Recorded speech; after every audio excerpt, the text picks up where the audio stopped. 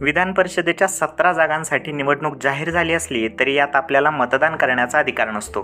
तर इथे मतदान कोण करतं ते समजून घेऊया. महानगरपालिका, नगरपालिका, नगर परिषद इथले निर्वाचित नगरसेवक आणि जिल्हा परिषद व पंचायत समितीचे सदस्य.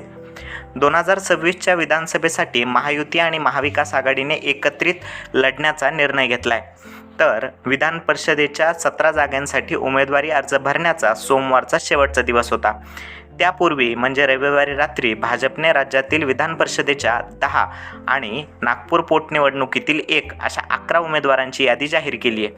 तर एकनाथ शिंदेंच्या शिवसेनेने 4 उमेदवारांची तर अजितदादांच्या राष्ट्रवादीने 2 उमेदवारांची यादी जाहीर केली आहे. महाविकास आघाडीमध्ये काँग्रेसने 9, शरद पवार यांच्या राष्ट्रवादीने 3 तर उद्धव ठाकरे यांच्या शिवसेनेने 5 जागांसाठी उमेदवार दिलेले आहेत.